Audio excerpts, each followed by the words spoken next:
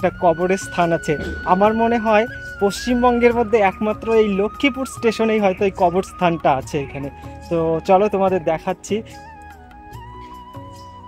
এখানে না লেখা ছিল অনেক সুন্দর। হ্যালো গাইস, মুৎসব আর ওয়েলকাম টু মাই চ্যানেল। দেখতেই পাচ্ছ পিঠে কিন্তু আমি অলরেডি ব্যাগ নিয়ে নিয়েছি। এখন বাজে 12টা আর আমি এখন যাব পড়তে। তো আমার স্টেশন থেকে আজকে একটা বিপরীত স্টেশনে যাব, যেটা আমার বাড়ি থেকে ম্যাক্সিমাম 5 থেকে 6 কিলোমিটার দূরে। সেখান থেকে আজকে ট্রেনে উঠবো। কেন উঠবো সেটা স্টেশনে যাই তারপরে বলছি। আর এইদিকে দেখো বই খাতা সব আমার এরকমই ছড়ানো আছে, এগুলো সেই রাতে আসবো তারপরে আবার ঠিক করব। গাইস ফাইনালি চলে এসেছি। 5 কিলোমিটার সাইকেল চালিয়ে এখন লক্ষ্মীপুর স্টেশনে আছি।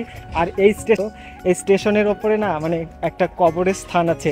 আমার মনে হয় পশ্চিমবঙ্গের মধ্যে একমাত্র এই লক্ষ্মীপুর স্টেশনেই হয়তো এই কবরস্থানটা আছে এখানে। তো চলো তোমাদের দেখাচ্ছি। এটা মানে আমি শুনেছি যে আছে আছে, কিন্তু দেখেছি বলতে যখন ট্রেন দিয়ে গেছি তখন, তার আগে আমি আর দেখিনি এইখানে।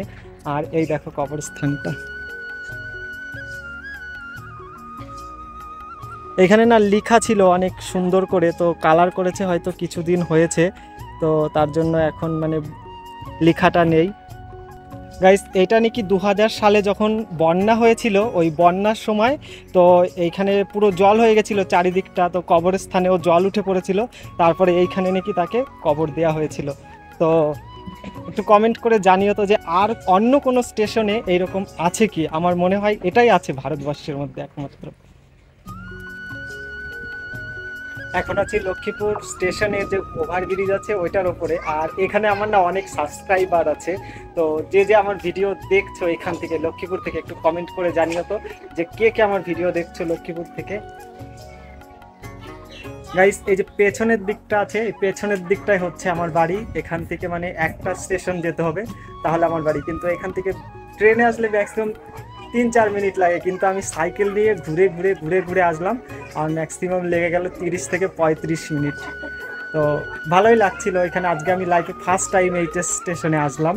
তো এখান থেকে আজকে ফার্স্ট টাইম ট্রেনে উঠবো এই স্টেশন থেকে। গাইস ফাইনালি চলে এসেছি কাটোয়াতে, আর এখন যাব হচ্ছে পড়তে। তো আমি লক্ষ্মীপুর থেকে উঠেছি আজকে ট্রেনে। তো কেন উঠেছি এখন বলছি। তো ওইখানে আমি একটা বাচ্চাকে কোচিংয়ে পড়াতে আসি, তো ওকে আবার আমাকে 6টার সময় পড়াতে আসতে হবে। তো দেখছি যে 4 কিলোমিটার আমাকে আবার এক্সট্রা ঘুরে আসতে হবে বাড়ি থেকে। তাই ভাবলাম যে একবারে চলে যাই। তো 5:30টার ট্রেনে যখন আবার রিটার্ন করব ওইখানে নেমে পড়বো, ওকে পড়িয়ে তারপরে বাড়ি যাব।